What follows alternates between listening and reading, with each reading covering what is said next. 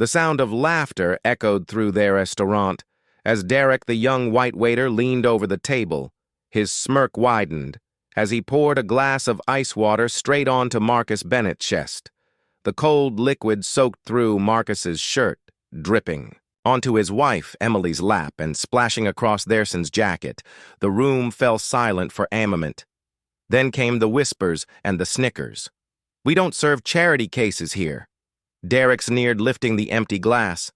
For emphasis, Emily's hand clenched around her. Napkin Jordan looked down shoulders, trembling all around them. Wealthy diners turned away or pulled out their phones, some filming, some just watching. No one said a word. Marcus simply sat there. His eyes, calm but sharp, scanned the room. His damp shirt clung to his frame, the family photo from his pocket now lying face down on the polished floor. But he didn't react, not yet, across the room. A woman at the bar, the restaurant's manager, froze. When she saw Marcus's face here, expression shifted from confusion to shock. But Derek, oblivious, chuckled under his breath. "Tables like yours don't last long here," he muttered. Turning to leave, Marcus reached down gently, picking up the photograph, brushing off the water. His jaw tightened, but his voice, quiet, controlled. "This isn't over," he whispered, more to himself than anyone else, the icy water soaked through Marcus's shirt as he followed Emily and Jordan to a quiet corner by the exit. His fingers pressed against the photograph in his palm. The edges warped, the ink slightly smudged, but the faces still clear. Emily smiling wide, Jordan beaming with a missing tooth, and him in the background in a chef's jacket. A sharp memory clawed its way back the last time a restaurant-like this had humiliated him years ago, when he was just a line cook with dreams bigger than his paychecks.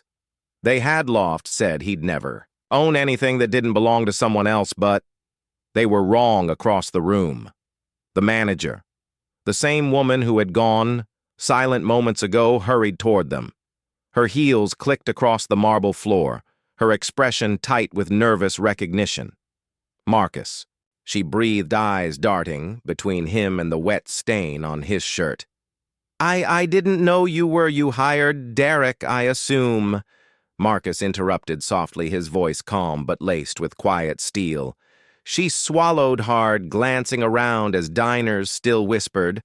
The weight of realization settled across her face behind them. Derek approached, still smug. "Problem. They can eat elsewhere." Marcus reached into his pocket, pulling out a sleek black wallet from it. He removed a card, the one no one in the room had expected. The restaurant's chatter died as Marcus stepped back into the center of the dining room.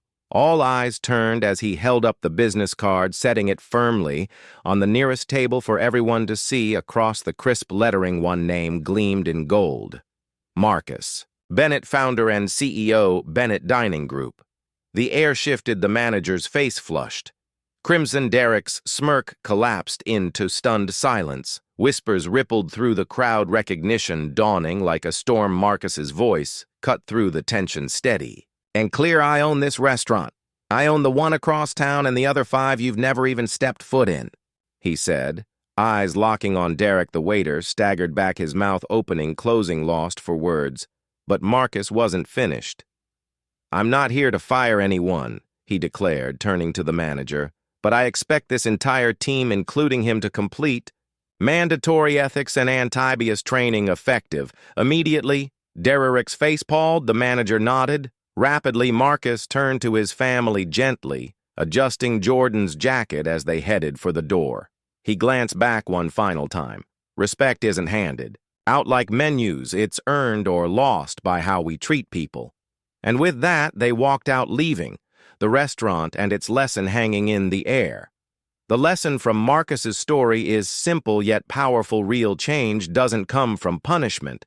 It comes from forcing people to confront their ignorance. He didn't seek revenge. He demanded accountability, and in doing so, he reminded everyone watching that status can be hidden, but dignity cannot be denied.